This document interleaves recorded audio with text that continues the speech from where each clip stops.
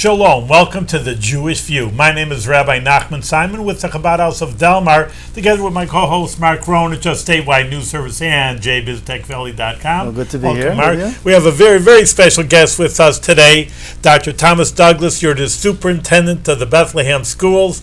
Can I call you Tom? Yes, on please. a first-name basis. Very good. Well, welcome to the Jewish View. Well, thank you for having me. So, Tom, it's been a long time since I've wanted you to be on the show, so thank you for I know you're a busy guy, so we'll make this seem quick for you, I guess. No problem. It's a pleasure. We'll roll you in school and give you a test. You better be careful, Mark, over here.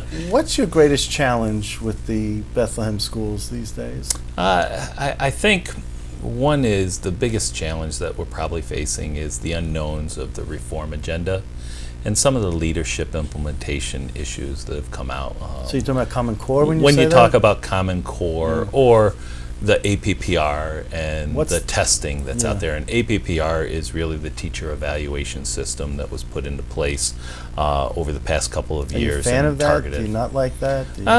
It's hard to say whether or not you're a fan. I think anything that gets you into the conversation and having good dialogue about education is a positive. However, sometimes an over-reliance on numbers and tests take a little of the meaning away, and I think it's really more about how can we do more for our students and how can we enhance teachers' abilities as well as administrators' abilities. I don't know, you can tell us the numbers yourself, that because of budget constraints and every school district has it. Mark and I really have many people on. We have Superintendents Connect, Albany of schools. One of their, they're all cutting, but people have told me that maybe the opposite of the Common Core and the judging of teachers is like, well, we have to cut teachers. So some of the new teachers, just because they're new doesn't mean they're bad. I mean, maybe they don't have so much experience, and they're being cut. And you have some old teachers that are there, and they kind of, if you would evaluate them, maybe their time to retire, and they stay in the school system. And the young good teachers that are energetic and maybe good, they get fired. So that would be the downside of the situation. That can be one of the definite political conversations that are out there. New York is different than a lot of other states because of the rules and protocols that were put into place many decades ago through the legislative action and the Taylor Law. So what we do is we try to work the best with what we have, the rules and protocols that are in place, and we work with all of our teachers, no matter who they are, to make sure that we inform the education to go forward. Do you have a problem with drugs on your, say, campuses? But because, we've had law enforcement officials on, they say heroin is a big problem, throughout the county, throughout the region. It's cheap, it's inexpensive, and people experiment with pot. It's a great gateway drug. In high school especially, sometimes middle school, they experiment with pot. Do you have a problem with in the Bethlehem schools with? I think if you look not just at Bethlehem, but every school across the state and even across the nation has problems with drug culture. But you can only speak for Bethlehem, right? I thought, so. But when you relate it to Bethlehem, Bethlehem's no different than the other schools out there. We do have drug issues that you have to deal with and address. The good part is how you address them. Right. I think when I came in, there was a movement at the time. There was an issue with methadone. We've tried to address that, one with education. We have a strong Students Against Destructive Decision program and students that regularly help out to resolve the situations, because most of the students do not want it as a blight on themselves as well. We have a good administration system that we are looking into things as they come about or surface through anonymous tips, as well as we also have a lot of educational components where we've brought in parents, we've brought in the students, we've hosted forums to try to make sure that communication is the number one piece for both the school and the parents and the students to work together to try to overcome some of these issues. Heroin, however, has been something that's been making a rise, and although I have not heard of it yet in Bethlehem, I can't say that we would be blind to it. We want to always be very proactive. Are you going to be proactive, like set up, seminars or whatever that tell kids ahead of time, this is out there, Yeah. avoid it. I This think is what to currently look we for. already are doing that with our health programs within the 7th and 10th and 11th grade. So our teachers are already having conversations with students in regards to the prevalence of the drugs, the choices and the decisions that they're going to have to be made. And then what happens is as we go forward, we kind of weigh that judgment on the time and the interactions within our community. You know, the enrollment, because I am a resident in Delmer and Bethlehem, but so I follow them more than, like I say, the Yep. other school districts that we interview. And enrollment's been going down, so I don't know, I mean, again, you're the Bethlehem superintendent. Is that indicative of the capital district? I mean, maybe the children, because we see that, I mean, put in a Jewish point of view, because in our Hebrew education, there's a few major temples that the enrollment, the Hebrew schools have gone down. Now, you could say maybe they're less interested in Judaism. Obviously, there's many factors in anything, but it just, maybe they're just less, that's what I'm trying to ask. Are there less children in the capital district? I think what you're seeing is the sign of the times with the Great Recession and a little bit before that with the politics that go on with the economy of scale across New York State, that you've seen enrollment declines. Bethlehem's no different. I've been here 3 years now. Over the past probably 6 or 7 years across the state, enrollments have been going down. Bethlehem's has gone down about 4%. And what happens is school districts are adjusting to that as they go through with the budget, the tax cap, and all the other financial issues that have been happening over the past 3 to 5 years. But one of the things that people forget is although enrollments are going down, they sooner or later will stabilize. And I think we're getting very close to that point. 4% is not much of a drop considering other districts across the state have seen 5, 10, 15, 20%. Really, so it has been around. Right. But what happens is we forget that when we downsize with enrollment, we potentially downsize with our staffing. In this situation with the recession, it hasn't really been equal. We've lost over 16% of our staff over the past 4 years Because of budget restraints? because of budget, tax cap, fiscal issues. But the enrollment's only gone down for 4%. So you want to try to keep that in a balance. Just like if all of a sudden enrollment grew by 10%, you might have to have some increase in staffing.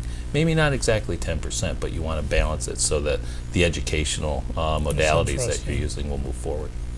I wanted to ask you about the tax cap, because you mentioned that. What, is it a real cap? What is it?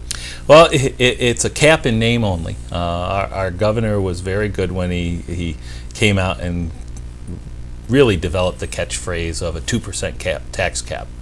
There's really no such thing as a tax cap, and the governor even says this, that you can override it just by having a supermajority vote.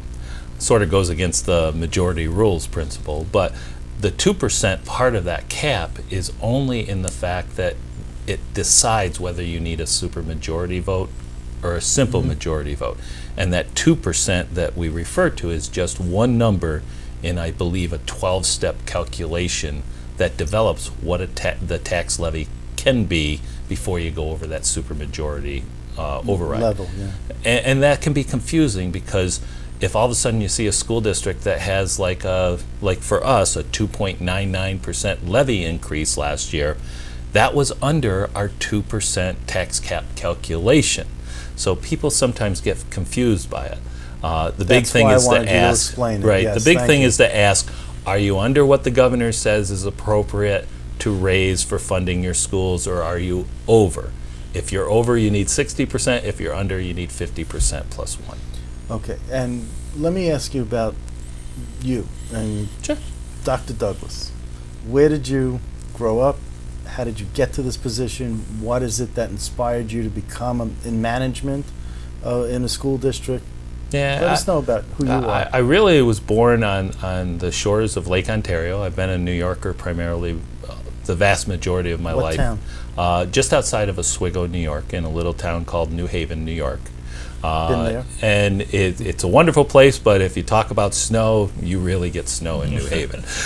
So sometimes I think the students will say, oh, we'll never get a snow day because I'm talking 300 to 500 inches a year. Really? Well, Oswego County, when they have their snows, they don't want the state to come in. Yeah. They say, we know how to clean our snow. Yes. And we don't need your help. and They have a very efficient system there. the one county that the governor says, that's fine, you don't want us, we're not going to come in and mess up your system. So that's Oswego County. So I grew up in that area. I went out of state a little bit to college at first in Kentucky to explore my youth, and I came back and I actually graduated from Oswego State University with an industrial arts and technology teaching degree. And then I started my teaching profession in the So Rochester industrial area. arts is like shop class? Shop, yes. Okay, what was your specialty with shop class? Mine was construction, woodworking, cabinet making, as well as electricity. I made lamps in Oh. woodworking. I still have the lamps, so. And I also made shelving, and they showed me how with the dowels and all that. It's like I still have the very first tissue box I made in 7th grade when I was a student, and it sits on my desk in my office. Well, so. that's a good inspiration for you to remember. So how did you go from that, from being a teacher, and obviously you're Yeah. the superintendent today? I was a teacher in Rochester at a middle school as well as a high school. And several of my administrators said, you come up and solve a lot of problems for us. Have you ever thought about becoming an administrator? And it was a hard thing to do because you really want to work with the students, and that's really one of the biggest joys. I mean, even as a superintendent, my best day is when I can get into the classrooms and see the students and the teachers enjoying the craft that I've devoted my life to. Did you do any electrical industrial arts? Did you Yep. electrical stuff? Electrical, robotic, remote control. Really, that Because field can go all over. Well, I don't want to taint this in any way, and I'm sorry if it comes out the Sure. wrong way. I'm sorry to the audience, but the shop teachers and the gym teachers were never the brightest in my school in Brooklyn. So, but you seem to break the mold.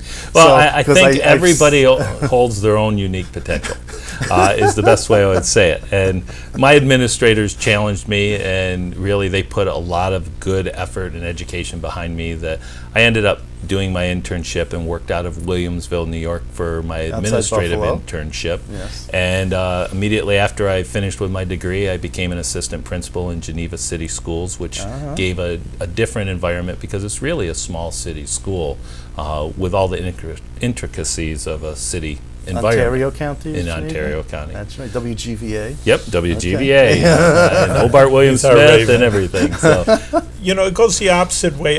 Mark was making fun of it, but on the contrary, I have 10 jobs. One is the TV show here. One of them, I visit Jewish prisoners. I go to jail. You got to help them out too. Everybody needs help. They let me out. I'm still here. But, sometimes, and I see, being practical, some of these, they're not only Jews, everybody who's interested comes, and they're trying to get a GED. Yes. I mean, I think you have to have a GED to get out. And, some of these guys can't do it. And sometimes I say that, and I see my children learning algebra, trigonometry, and chemistry. I says, these guys, it's not possible. So, just like everybody needs chemistry and algebra, to me it's like on the contrary, what they need is more. So you'll learn about electricity, you don't need I'm just saying more vocational schools, and I think, and there's such a high dropout rate, which I was going to ask also. One of my questions was the dropout rate in the high schools in Bethlehem, but I mean, and again, we've had so many people on in Albany, it's 50%. And I just feel bad for them. I says, at least they don't, they're getting turned off, obviously, from the chemistry and trigonometry, what they can't do. So at least let them go to school and learn how to be an electrician and a plumber. They should be emphasizing that. I mean, that's one of my bugaboos, because I see on the other hand, and then they don't have any trigonometry, they drop out, they don't have any profession, and then I see them, and I see them in prison. yeah. That's what happens. That can be difficult. What happens is every child, every adult is capable of their own potential. And what happens is, even in difficult situations, sometimes we fail to remember that we can still help them move forward. Whether it's in the prisons, whether it's our GED students, whether it's our students are dropping out. One of the things I'm proud of, and that I'm very proud of our teachers, our guidance counselors, and our administration, if a student will stick with us, we will get to the finish line. At Bethlehem, we have a very low dropout rate, and that's wonderful for this community, and there's others that have higher ones. What do you consider We're about 2 to 2.5%. That's very good.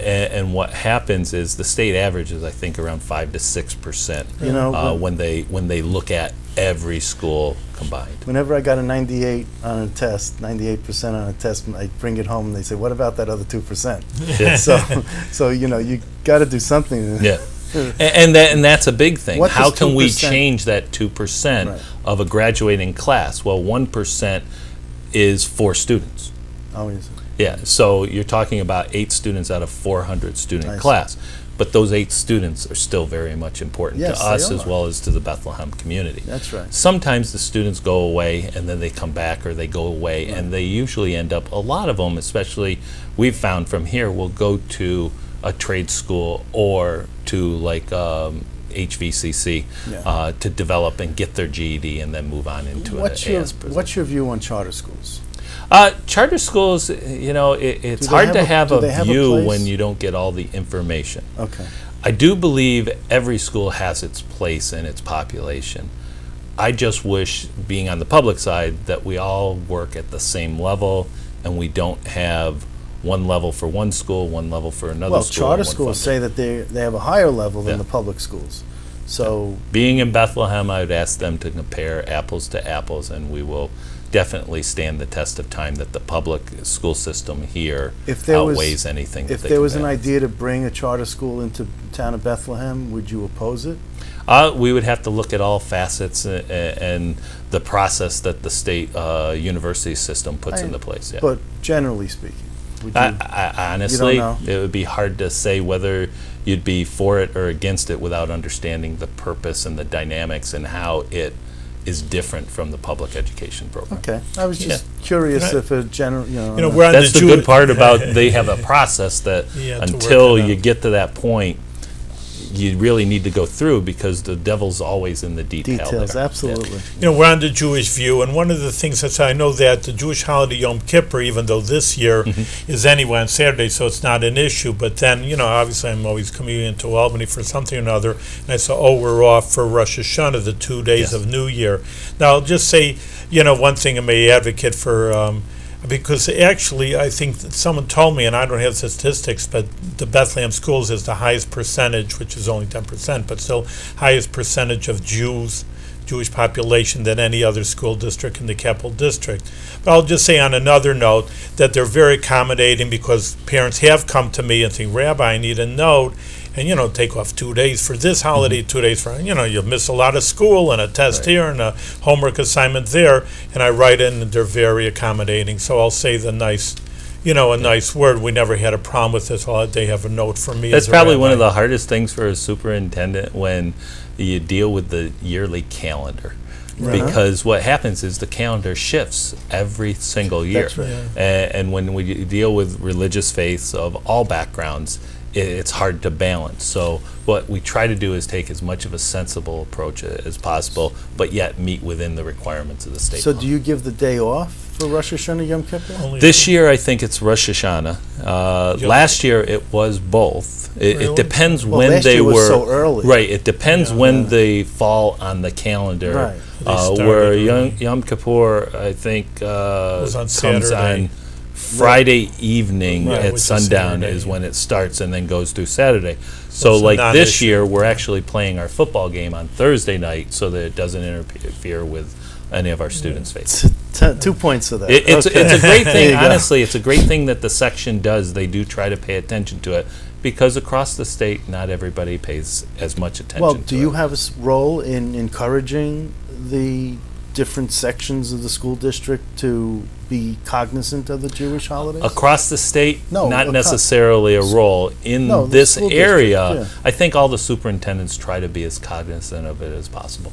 Okay, because a couple of years ago, I think Shenendahoa had a problem where the parents were upset they didn't give their kids off for Yom Kippur, and that's, you know, and Yeah. then they said, well, but is there ever like an excused absence? Like you can, like, for example, if someone took off for the first 2 days of the holiday of Sukkot, Mhm. I mean, I'm not expecting everyone. Yeah. to Although we would do be that. in school, the students would not be penalized for the religious faith. And they wouldn't have to take an exam that might Right, be and they given would that be day. able to be given Okay. equal and Yeah, appropriate and I time found after. that out because I have dealt with I students. wanted that everyone didn't else in Yeah. our All right. audience Well, I to said, know, isn't too. it good enough I So- say It it is over known here? because Yeah. we also deal with the Orthodox faith as well. Different holidays that happen at different times, Times, whether yeah. they're for our students or our faculty as Right. well. And the district's always prided itself in honoring those heritage. Yeah, that's what I wanted to clarify. Very good, excellent. You have a new process for paying the school bills. Oh, school taxes, yes. Well, you don't have to drop them off at Town Hall parking lot anymore. You got to go Correct. to Pioneer Bank. Yes. How did you choose Pioneer Bank, and why did you go Well, that how do you route? save money that way? Is it Well, what one of the ways secretary? is the choice when Pioneer offered to do it because of the amount that will be depositing with them free of charge. It makes it very easy I mean, to they choose have them. 2-3 weeks. of No, what holding your happens $1 million. is they're not charging us for the service because we also deposit large sums of our school resources. But with how them. did you choose Pioneer as opposed to Trustco, the motto being the hometown Yeah. bank, or Berkshire Bank, or other banks that are in the town of Bethlehem? What happens is they have to be able to meet the requirements of the tax collection, and most of the banks may not wish to do that. I won't say which banks would or Okay. not, but Pioneer opted. What was very nice about Pioneer is that they also have Saturday hours, and they also have extended hours, which we thought were beneficial for our community, just because it's not as rigid between 8 and 4:30. Well, In CEFCU has- addition, we're also CEFCU going through BOCES Okay. to utilize their service, which also gives a much discounted aid for us for using a BOCES service. for And the collection. BOCES service to print the bills, to generate Yes. the bills. Okay, so may that machine break down. No. But CEFCU has Sunday hours over in Slingerland's Price Chopper Okay. from 11 to 2. So they do one better, but again, Yeah. CEFCU might not want to. Or Price Chopper may not wish to have so many people, Oh, even yes, though they do. as a business plan, I would want as many people That's to come through right. the door as possible. Exactly. That's why But it's when you're ins- talking about the issue of taxes, it can sometimes have some difficult discussions that go along with the payment. But we sort of made the best decision that we could where we'd get to the majority of our stakeholders between here and Glenmont. It really helps the district have multiple sites. Okay. Did it have to go through competitive bidding, or it was just? No, what happens is with the service going through BOCES, that's basically one of the areas that is in-house. I so we meant would not Pioneer have to- Bank. No, they didn't have basically to- have to enter into an agreement with us Just- for the okay. service. I was at your meeting, Oh. school board meeting, and I noticed that you had a lot of rehab and a lot of building, Yes. new things going on in these buildings. And I kind of looked at it, and I'm thinking of my school. My school was built in 1939 in Brooklyn, and it was the same. I can go back today; it's got the same chandeliers, the same Yeah. floors, the same everything. Why did you need to upgrade the building? Isn't there some charm to something that's a little outdated? There's always charm to like the styles that are there. However, when the water's coming through the roof and inundating that charm, that can be somewhat problematic. When you have hardwood floors under roofs that are having leaks, it comes a time, roofing cycles, that you have to, and that's a large part of this project is a lot of our roofing. But there's also a lot of time commitment to improving some of the infrastructure. One of the biggest things is at the high school, we were correcting a problem that was from previous building projects where there was galvanized piping and we put in copper piping so that we would not have rust formations in the drinking water and potable water. That, happily, I'm here to say, has been completed in record time. So they're moving forward. There's a lot of drainage infrastructure issues outside that have not been taken care of, or they've been taken care of in the past and they've failed. And what we're trying to do is make it so that the fields as well as the buildings are to the standards of the community. And the manager of this big project, Campus something? Campus construction. Campus Construction. And how did you choose them? Was it competitive bid? That was through what's known as professional services request for proposals, Yeah. where we did an interview of roughly, I think, 7. We had applications to interview, and then we pulled in, I think, first round was 6, and then we Uh-huh. narrowed it down to 3, and campus was selected by the board. Gee, if it was Albany, BBL would have gotten, they get everything in Albany. I will say BBL was part of the interview process. Oh, really? Yes. Okay, well, they lost out on something. The lottery money, Mhm. is it instead of or is it in addition to? I mean, how does this? It should be, we would hope, in addition to our state aid, and I think that was the Intent. format that it was rolled out as. Unfortunately, now it really is in place of some of our aid and has entered into the aid factor of what we're getting. In other words, officially, by state aid, with lottery included, we're supposed to get about 26 million and a half dollars a year to run our schools. Unfortunately, what's known as the gap elimination adjustment, or the GEA, on our bill we get 26.5 million, but then later on in the bill it says, oh, the state's going to take back 3.1 million of it to help solve their budget problems. So we're actually getting shortchanged by about, right now, $3.1 million a year. That equal to other districts? I mean, if you know, around New York State? Pretty much it was taken out proportionally, but the problem is they are not putting it back proportionately. And with the right intentions, they're trying to give it to the districts that need it most back first. Well, most of those districts are being made whole from the GEA, but Bethlehem is still one of the highest in the area with $3.1 million a year owed. If you look at it by students, that means we're spending about $3,000 less than our aid should. Or we can look at it this way. That aid is not coming in. We have to actually, to run the school, make that $3.1 million up in our tax levy. If we had it, the levy could be down lower. In general, it works out, but you hate passing the buck. Can't you sue? There are several lawsuits out there right now For for this? adequate education. One is there has already been a lawsuit that has been settled, CFE, Yeah. but our Attorney General, who is now our governor, is not basically holding the court's Right. order to put the money in place. But can't you sue about the GEA? With the GEA, there are several lawsuits that are going on right now. The Citizens for Equity and Education are trying to bring that up. And it's the same lawyer that sued for CFE in New York City to try to get the GEA removed. But I will tell you, there's been movement on the legislative side. They do want to get rid of it. We just need everybody to get out and help. When the State Superintendent's Association lobbies, do you go down to the Capitol and Yes, lobby? very much. We have a very active contingent here in Bethlehem, and I'm proud to say that over the past 2 years, they've helped to at least alleviate some of the budget stresses. I was going to ask you about stopping for stop school buses. Oh, and to be- anyways, people- those buses are out there now. If you see those red lights, please give them all the room. Obviously, it is a penalty and an issue if you stop a school bus with the lights on. Do you have cameras on the buses? There are cameras on the buses, as well as a report of a bus driver that catches the license plate is also Yeah, but doesn't the something that camera they will catch take care the of. license plate? Not all of our buses are fully equipped with that, but we're trying to update them as we You're go working through. on it. Yes. Okay. All right, Mark, it was a very interesting interview with Superintendent, and can't you have Mark come to your school over here? Maybe you can get a little more education. In any case, it was really great. You're doing a great job in the Bethlehem schools. How many years have you been? This is my 3rd year here. So things are looking well. The schools are getting nicer, Mark. Thank you over here. You don't have to And- complain about that.